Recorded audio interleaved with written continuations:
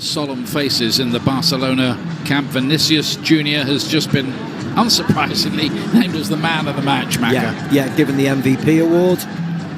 Rightly so. Don't get many hat-tricks, do you, in Super Cup finals, but he certainly deserved it. He looked very... I don't know how they're going to get that trophy on the plane, Naomi, and it's a big one, that, isn't it? You're going to have to be strong, Danny Carvajal, to lift that. Yeah, what about the excess baggage for that? But I think Barcelona do want to get home as well, don't they? The next assignment for both of these clubs is next Thursday in the Copa del Rey. Real Madrid have to play away at Atletico Madrid in the Metropolitano. Given the game they had in the semi-final the other night, the 5-3 game, that'll be one to whet the appetite a little bit. And Barcelona, with their glum-looking president, Joan Laporta, trying to put a brave face on things. Is Xavi under a bit of pressure now? He will be. I don't think he should be, Ian, in my opinion. But, of course, manager of Barcelona, they're always under pressure. Even when they win the league, he's under pressure. But I think with the circumstances surrounding the club and the finances and who gets brought in and who has to be sold on, I mean, it must be an incredibly difficult job for Xavi. And the fact that he won the title last year, I think he should be given a significant amount of time. Barcelona just need patience. They will get the finances right because of course, the sponsorship deals and the revenue that will be generated, but they're going to need a couple of years. So they need stability. They don't need to do anything rash, anything quick, anything panicking. And on the opposite side of the fence, there's Florentino Perez, who's extremely happy. Just wondering where the story might go for Real Madrid this season. They'll dream of winning the Champions League again. Now, there are one or two clubs who you might fancy a little more than Real Madrid, but they always take a heck of a lot of beating because they keep finding their way out of corners. That didn't happen against Manchester City in the semi-finals last season, it has to be said. Florentino Perez used to winning things at Real Madrid, even signing autographs as the players wait now to collect their winners' medals. For Jude Bellingham, of course, it'll be the very first as a Real Madrid player, the first he hopes of very many. Yeah, I think it will be very many for him, the longer he stays there, of course. He's had a wonderful start to his Real Madrid career, and 5 months in, he's picking up his first trophy. He deserves it, and let's see if he can pick up more important ones as he moves forward in his future with Real Madrid. Robert Lewandowski cutting a frustrated figure. Scored a great goal tonight, and it looked, as Craig was saying back in the studio there, as if that might be the start of a comeback by Barcelona. But that third goal, I think, that killed them really, didn't it? Yeah, it did. And again, it was a defensive mistake. One that Araujo gets caught, and Vinicius Jr., he's not normally someone who dives into the box and gets in headed areas. And Araujo just gets caught and brings him down inexplicably, to give Madrid the opportunity to go 3-1 ahead again. So they can't really build any pressure, Barcelona, to get themselves back in the game. It was a night to forget for them defensively. Really disappointing evening for them. Do Barcelona have to think about a change of style? Can they carry on trying to do what Barcelona did when he was playing alongside Busquets and Iniesta, and they had Messi to cause all the damage? They have to adapt to the modern game a bit more? I think they have to adapt when they come up against the very best, whether that's in Europe or in La Liga. They can dominate it against the majority of clubs in La Liga, but once you get to the very best, they can't. There's Albert Luque there in the crowd.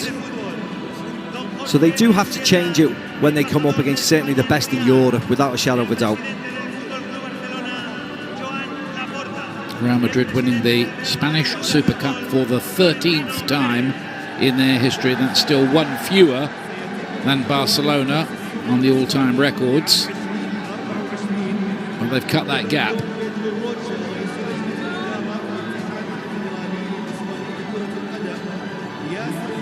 Real Madrid, I think it's fair to say, have moved on, haven't they, to a new era now.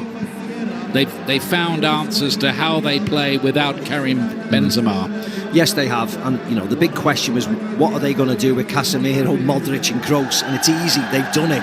And they've done it in the blink of an eye, really, bringing in those players they have. They've got Hendrick to come in from Brazil, of course, the new superstar who'll be joining them very soon. So they're forever moving forward, Real Madrid. Of course, the stadium's virtually finished now, so economically they're in a really good place. And apart from bringing in a centre-forward, of course, Kylian Mbappe is constantly linked with them. Alphonso Davies, the left-back, is constantly linked with them, and that won't be a great deal of money. Bringing Mbappe in would be, of course, even if he comes in on a free. But then that would be, the squad, I think, completely finished, and then that'll take them to another level if they can bring someone like Mbappe in.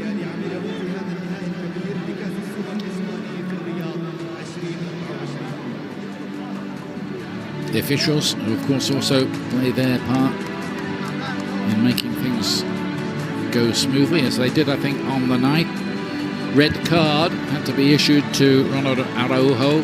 Was that a high enough hurdle for a second yellow? It was a silly challenge. Yes. When you're already on a yellow, absolutely. Isn't it? Yeah, and you're taking a chance, especially when there's a lot of frustrating challenges and barges into the backs and stuff.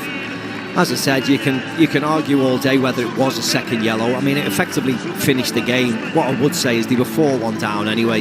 If it was 2-1, you've got an argument to make. But 4-1, they were never getting back into the game, regardless of the red card or not. Good news is they've got Pedri fit again to play his part.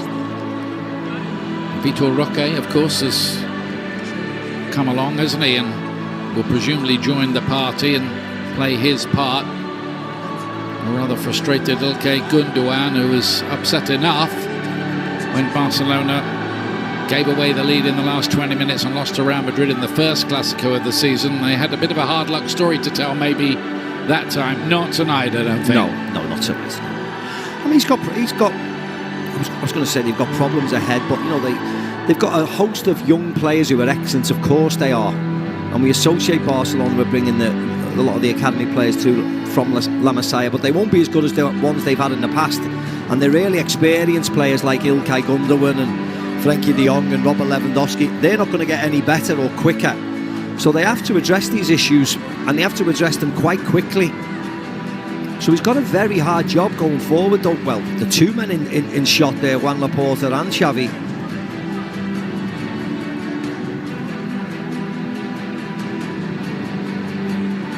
Fair to say they won't really relish those runners-up medals, not having won the thing a year ago and won La Liga splendidly last year. They've got to sort out that defence a little bit. Barcelona doesn't look too clever at the moment, especially compared to the way they defended last season in the league. So that's the preliminaries for Barcelona dealt with, and now the victorious Real Madrid players will collect their winners' medals.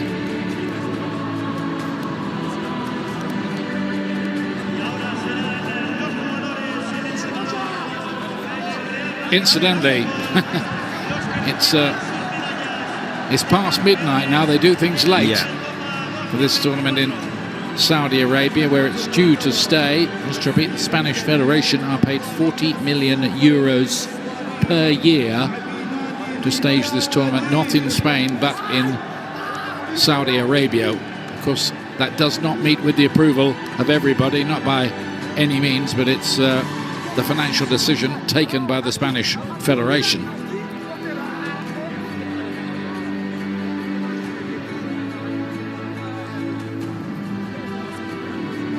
But the atmosphere was good, and over the last couple of years, I've got to say, I've been impressed by the intensity with which the four teams have approached this. It's much better than, say, the Community Shield in England, which does have the feel of being a glorified friendly. Yes. This doesn't. No, this is, of course, the fact that it's just after the winter break, the fact that it's in the middle of the season, as you rightly said, Ian, it's a full-on, high-intensity game. The Community Shield is a precursor to the league, isn't it? And everybody's getting the players ready for the first game of the season.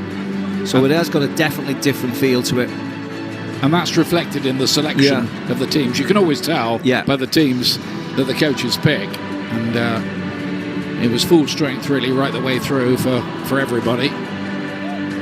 Not much experimentation, which translates as we want to win this. And Real Madrid have won it, and in some style as well. They've banged in 9 goals over the 2 games. Can't argue with that, really. Jude Bellingham getting his first medal. I'm just thinking, has Toni Kroos got any more room at home for any more winners' medals? Yeah. Handing over the trophy here to Nacho, born in Madrid. Fitting man to lift it, isn't he? That's the Spanish Super Cup. Safely into the hands of Real Madrid, and of course they'll go through the routine here of the dance and the trophy lift.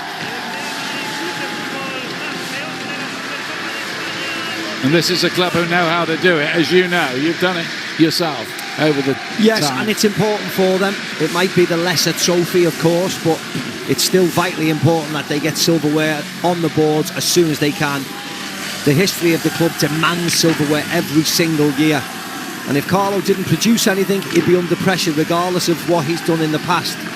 So it's important for Real Madrid to bring home the silverware and, of course, get one over on Barcelona, their eternal rivals, really, in Spain. Because when they win the La Liga title, they go to that fountain, don't they, in the middle of Madrid? They can't do that tonight. They can't do that. They can't do that in Saudi Arabia. But they'll enjoy themselves. They'll be quickly back on the plane, and they'll be quickly trying to get into the modes of getting home, seeing the families, and, of course, preparing for the game next week, the cup match. Carlo Ancelotti, 11 trophies, level with Zinedine Zidane for Real Madrid.